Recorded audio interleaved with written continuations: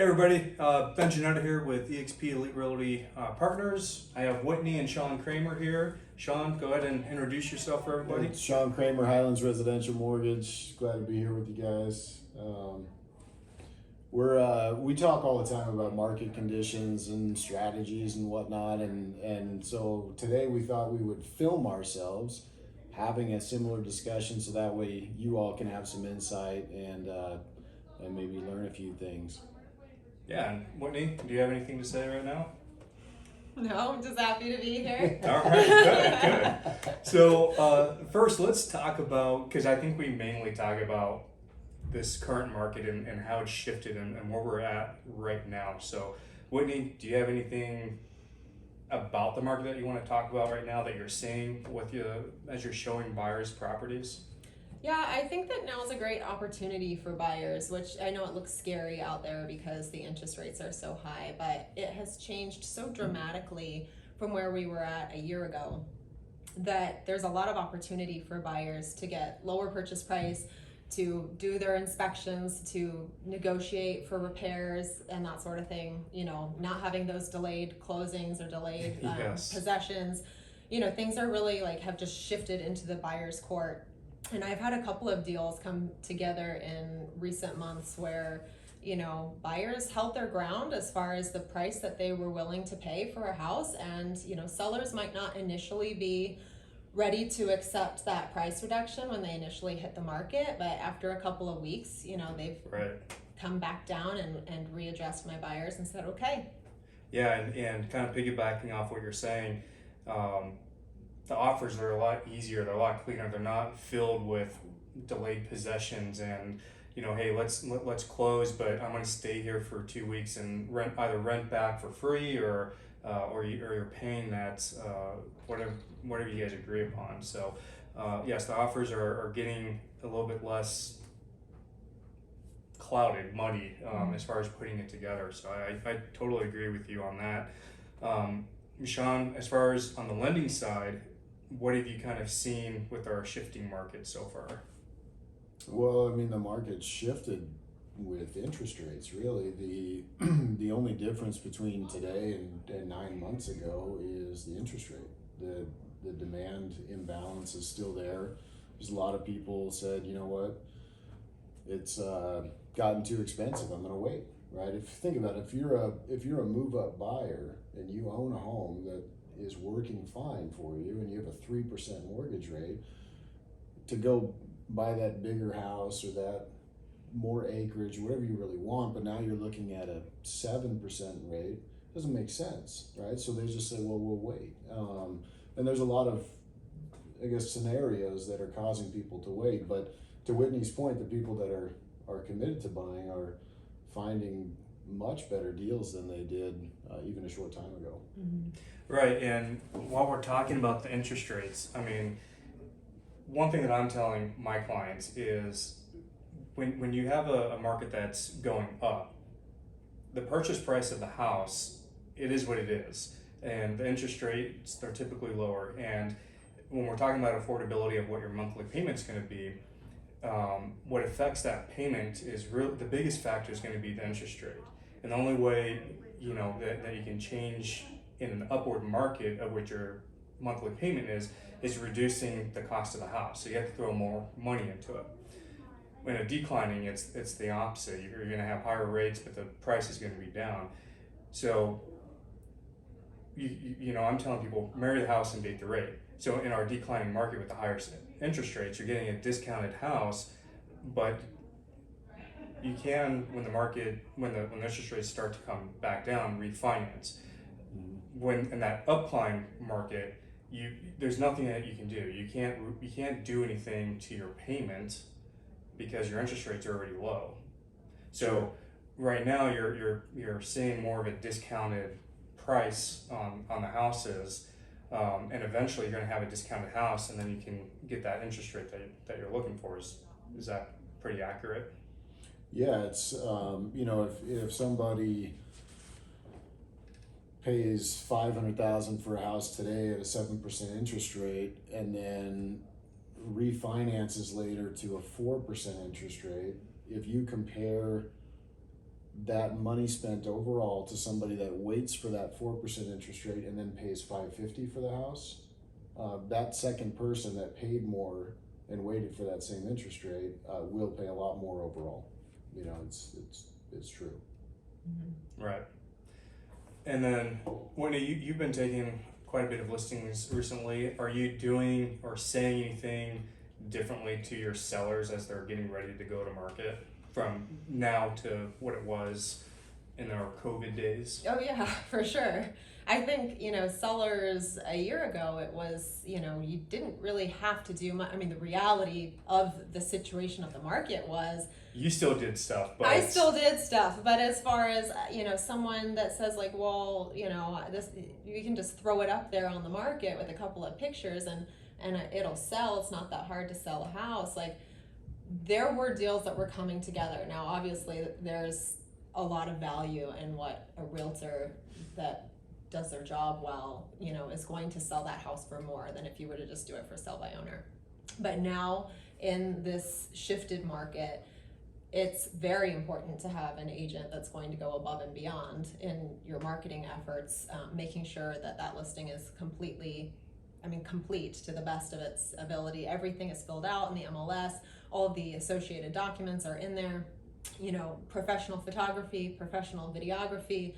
You know, we've been doing these feature videos on our listings, and that goes a long way as far as putting that listing out there, doing more than just what's in the MLS and putting it on Zillow and Realtor.com, doing Google ads. I mean, there's a lot of value there that is needed. So you need to find an agent that's willing to go that extra mile for you. And then also from a seller's mindset, I mean, there is still good value in your house. I actually saw today, you know, at the beginning of this year, I think we were sitting at about $394 a square foot in Sandpoint. As of today, when I looked at the market data, it was at $394. So, you know, there's still good value in your house, but you just need to go into the situation of selling your house with a little bit more flexibility. You know, we're not going to be in the multiple offer situation that we were 8 months ago, 12 months ago. Now, you know, if you get an offer, that's probably what you need to move forward with. You need to find ways to make it work. Right. And, you know, be a little bit more flexible to get the deal done so that you can move forward with the next chapter of your life. Yeah, one thing that I like to do, I don't think you do it as often as I do. I like to do that pre-home inspection. I've had it with the Bonner's Ferry house, actually. They just accepted that, and we forego the entire inspection, and that helped speed up our process. And I like doing it because it just adds another layer of transparency of, hey, this is what we know of the defects of the house, this is what we took care of, and I think the buyers can come in with more confidence saying, all right, these guys, they're being honest, and they're going to have more trust into the sellers. Have you come across any listings where, because I've seen some other agents start to do that as well, have you come across any? I do that. Okay. Maybe not on every single listing. A lot of times it's kind of, you know, up to the seller too, and the time frame of, you know, getting things on the market, and we discussed that. But like my Highway 2 house, you know, we had that pre-inspected, and with the price fix. Yeah, estimator. we did a repair cost analysis, because we knew that there were going to be some things that needed to be fixed, and put that out there as here's what it would cost to get these items addressed, and the sellers were willing to give a credit.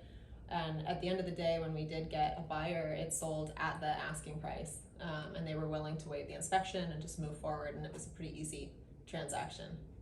Yeah, no, it's great.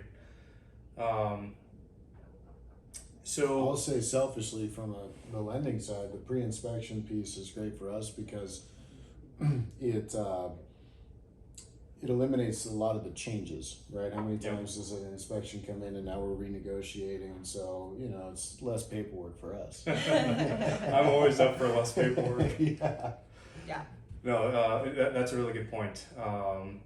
Yeah, because now it's not tracking down a document that says we're reducing a price or doing a credit. And then actually, let's talk about credit. And then the language, right? Yes, the language. The RA10 and how you phrase things can be important. Right, and I know our team, we always get a hold of you, and if we have something unique to figure out what's going to be acceptable, what can we do within those guidelines of what Freddie and Fannie are looking for. And while we're talking about the RE10, can you go into a little bit with a credit, the total amount of a credit that can go to a buyer? Because we just did a deal with Sure. on Washington where we were getting close to the maximum amount of credit to a buyer. Sure. Yeah, so the agencies that oversee loan programs they all have, I mean, 1,500 pages of rules, right? But there's a section that they all have, and it'll be in relation to seller concessions, because what they're trying to prevent is an inducement to purchase. So in government lending, it's 6%. That's the maximum of a seller concession. In conventional, it's 3% unless the buyer's putting 10% down or more. Then it becomes 6% like government. Okay. loan. Yeah, Yeah, see, I didn't know that. yeah. That's what I didn't know I that. know. Yeah. My go-to is I'm just gonna call Sean around to see what can we do here. Yeah, we got really close on Trent's of that 6%. We did, yeah. And that's why it's really important to have that communication with any lender. We had to get creative on that one, and I'm glad that worked out for Trent. Yeah. So I know what a lot of people are saying right now with the way that the market has changed. Higher prices are coming down. It's like a balloon, and the air is slowly coming out of it. But overall, house prices are still fairly high They are. from 24 months ago. And with interest rates where they are, and we are seeing some forecasts that those interest rates should be coming down, hopefully in Q2 of next year. But for the people that need to buy right now or want to, and they are keeping an open mind about interest rates, is there programs out there to help with the affordability? Yeah, there are 40-year loan programs, stretching the amortization, lowers the monthly payment.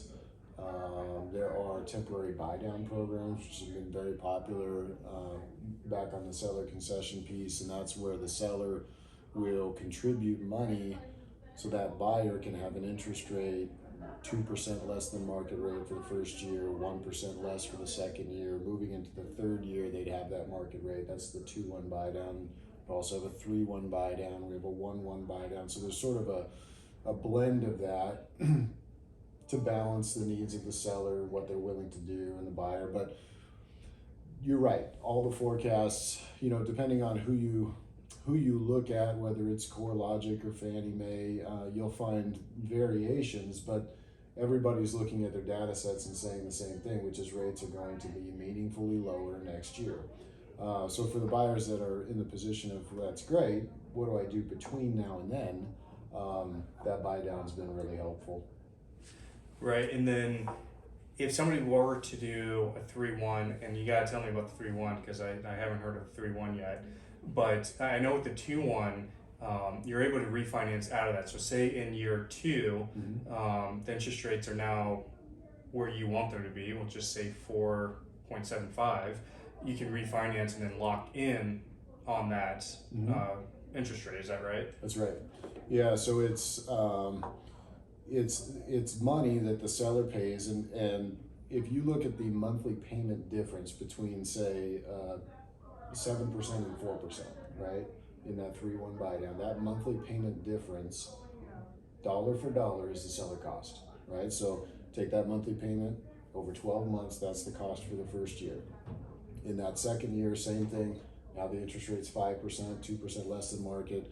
That monthly payment difference over 12 months is the cost for the second year. So that money is set aside into an escrow account, seller pays it at closing, and then it's dispersed monthly with your payment, and that's what's creating the buyer having that lower monthly payment. So let's say somebody does a 3-2-1 buy down, and the seller set aside $13,000 or $14,000 for that as the cost.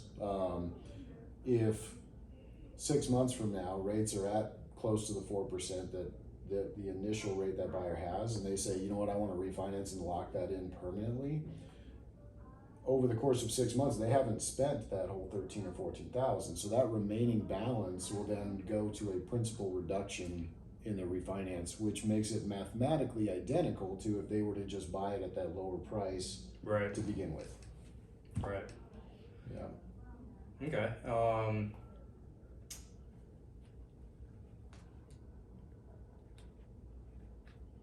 We're gonna have to edit this part. Yeah. Or maybe we won't. Maybe we don't. Right? I mean, we're bringing authenticity. That's what Yeah. you get. Totally just kind of shooting this from the hip. I will say that as far as affordability goes, like now is a huge opportunity, especially going into winter. I like the word opportunity. Yes, because sellers are seeing the forecast of snow in the horizon and they want to get their properties sold before winter. They don't want to have to carry it. A lot of people pull their properties off in the wintertime. Showings go way down. Nobody wants to move in the snow.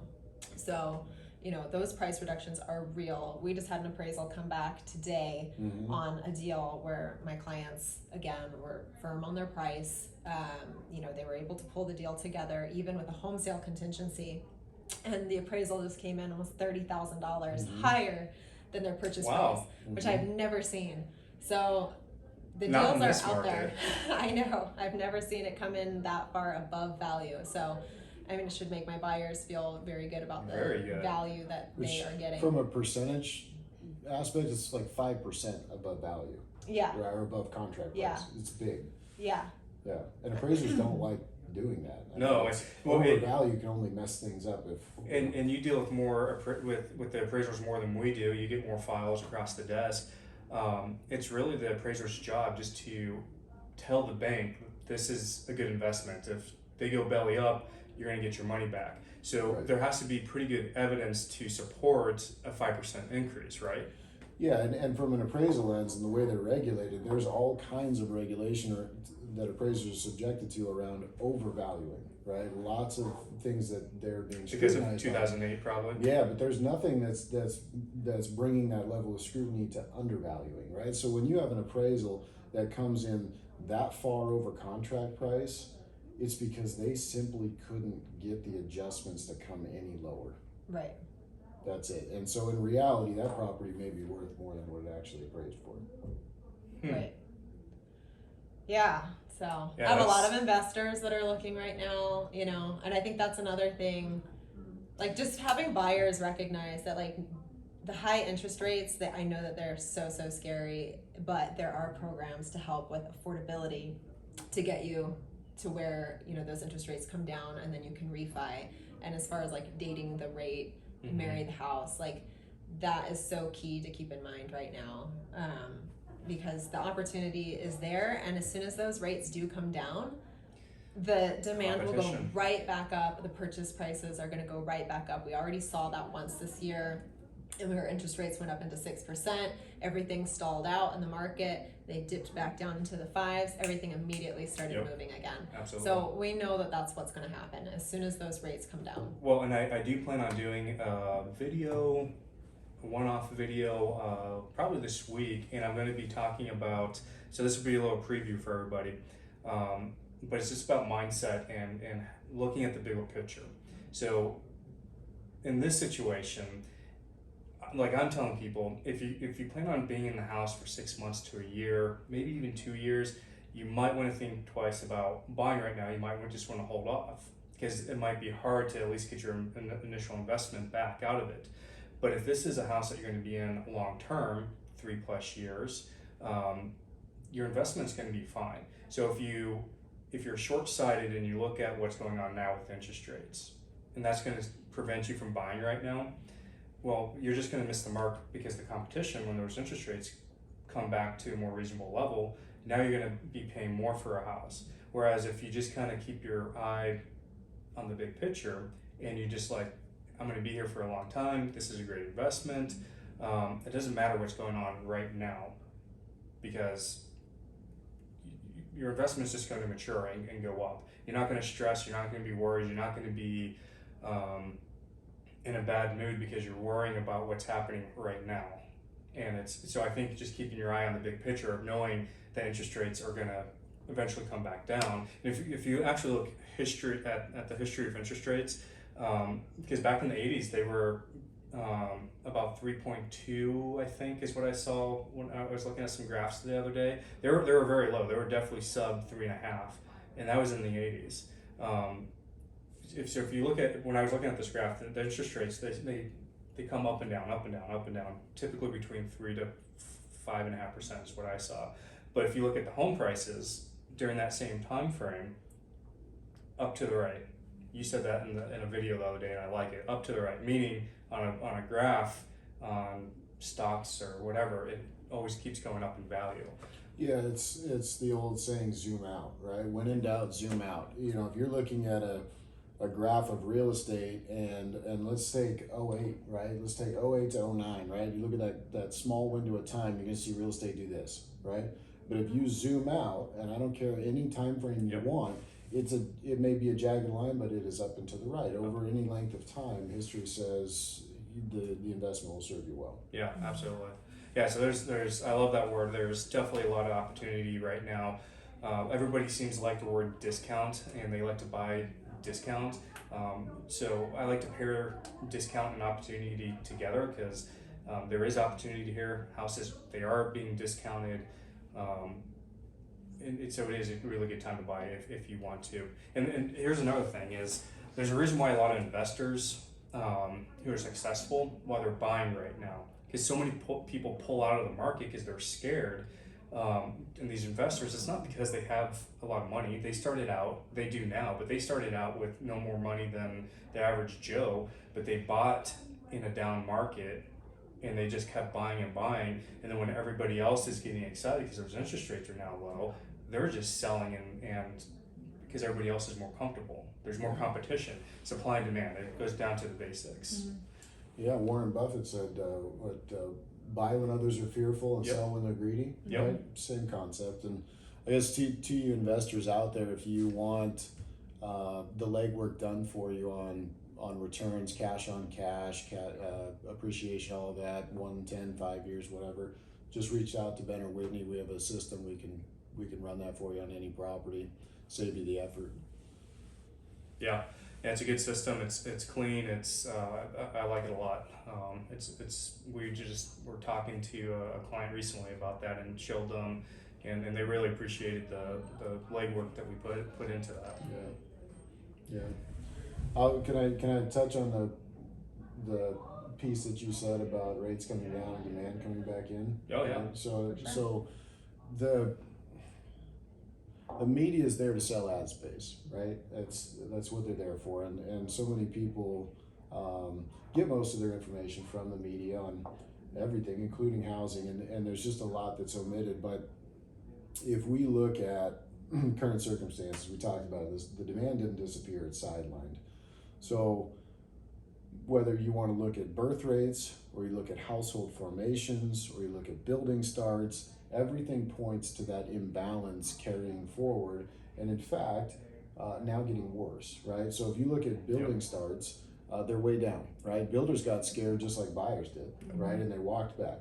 Well, household formations are not slowing down. They're far outpacing building starts. And household formations are super important, because that represents a piece of inventory being taken away, right? When you have that move-up buyer, they're selling one, they're buying one, the inventory picture doesn't change. The household formation is ages 28 to 34, people getting married, whatever, and then going and buying a home and taking a piece of inventory off.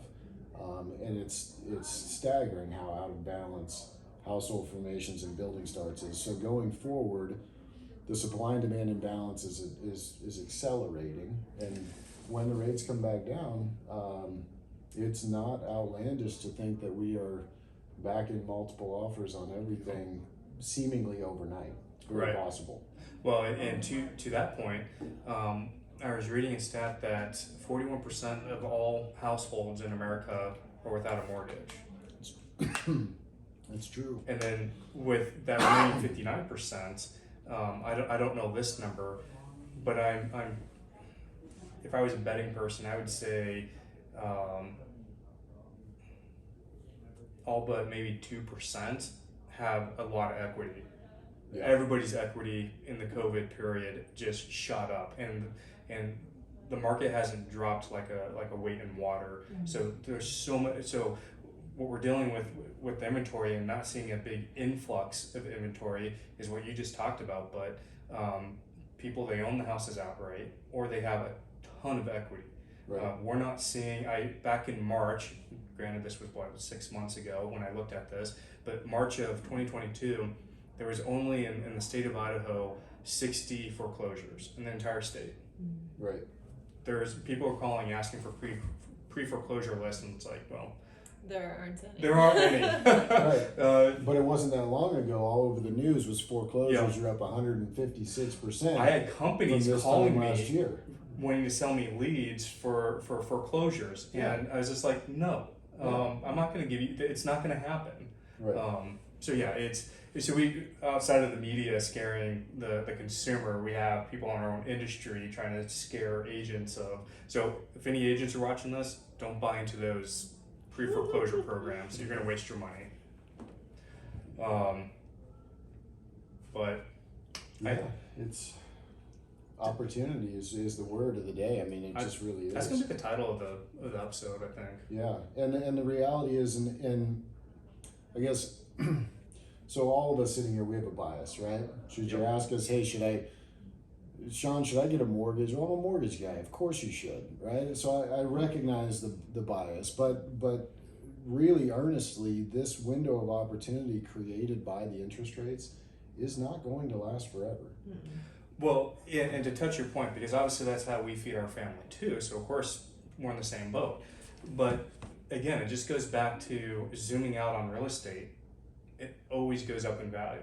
There's really, and you've been in the industry longer than both of us, so you can probably talk. There was a time when it wasn't the best time to buy, but that's so far and few between. Maybe a once in a generational sliver of time of when you don't want to buy, and we're not in that period of time right now. I was looking at stats from that 2008 debacle to now, and what we saw is an influx of inventory, and the first influx in 2007 was 7.6%, and right now with interest rates, we kind of saw the same thing. It's the similar jump, but then the following month in 2008, or was it the following month? But the next data point, it had jumped up almost 22% in 2008. Our next data point in this market went up to 9%. Totally different. Right. So the inventory, again, we just talked about this. The inventory is not there. We're not going to get flooded with the inventory. And another point that we haven't talked about with inventory is... I'll add, leading into 08, we had over 3 times the amount of homes for sale before the foreclosures started that we have today. So, I mean... Well, that's because a lot of people are buying and holding now instead of, like, it used to be like you sell a house and then to buy your next one, and now we're seeing boomers, but also millennials, like, holding on to that house, keeping it as a property. To have that, to hold that as a rental, and then buy the next house, keep that as a rental, buy the next house. And I was just going to talk about this. People holding, because if you have a sub-3 interest rate, I've heard so many people, they say, I don't care what happens, I'm not getting rid of the house. Right. So that's another factor. We can probably count out at least 10 factors here on why inventory isn't going to balloon up. And that's just another one. People holding, the people that are sub 3% interest rate, they're going to hold on to it. Because it's free money in my eyes. Yep, it is. Yeah, why would you? Yeah. It's too easy to cash flow. Back to you investors, the opportunity to cash flow at 3%, very different from 6 or 7, right? So those of you that own homes at 3%, you're probably sitting here shaking your head going, yep, I'm not selling it. Right. Well, let's wrap this up for this episode. Any last words, recommendations, thoughts? No, I don't think so. I'd just say, for everybody listening, you've got questions or things you've heard, you need myths busted. The one thing I can say with absolute certainty is you can get honest, educated, informed, unbiased feedback from the 3 of us. We're here to help you make these decisions. Winnie? Yeah, I would just say, now's still a great time to buy or sell. Like, I am so thankful that we're finally back in what we can truly call a neutral market. Yeah. A lot of people are saying, like, oh, it's a total sellers or it's a total buyers market. And we definitely have swung in that direction. But, if you look at market action index, we're at 33%. Or 33, which is like just slight seller's advantage. So we're really sitting in neutral territory. It's so much easier now as someone who I represent buyers and sellers, probably 50-50, to bring these deals together. There are still deals coming together in this market. It's a great time to move forward, if you've got the right people, the right team around you to make good decisions and move that property. I didn't know what to say until the very end of what you just said. It's the team aspect. Mm-hmm. It's finding a realtor and a lender, a title company, and then the realtors, vendors, their network of handymen, plumbers, and things like that. They're photographers, videographers. It's finding a good team to help, especially on the buyer side, but even on the sellers, it can help, because if you're selling, then you're probably buying somewhere else. But that team aspect is so important. If you want your transaction to go smoothly, and trying to get the best terms as possible, having the right agent and team together is really important. So yeah, I definitely employ anyone that's watching this. If you're looking to buy or sell, definitely when you interview your agent, don't interview just the agent. Find out who their vendors, who their title company, their lender is, because that's going to be part of the team to help you get a successful transaction. So I think that's good for the first one. Totally winged it, and it worked out well. Yeah. One thing, afterthought on the inventory subject. I was diving in the new construction figures. The overwhelming majority of that inventory is dirt. Yeah. The homes aren't built, Mm-hmm. right? So in reality, it should be separated, because I can't. The list of family situations that say I can't buy dirt, right? I need a place to live, is long, Mm-hmm. right? So even the inventory figures increasing sometimes are misleading in the new construction, because there are no homes there. It's just dirt. Yeah. No, absolutely. Yeah, and those subdivisions take a while to pop up. Yep. Especially up in North Idaho. It's not like California or Arizona, where they just pop them up real quickly and there's 1,500 homes in a month built. Right. So, no, good point. Add it to the list of why inventory is not going to spike. Yeah.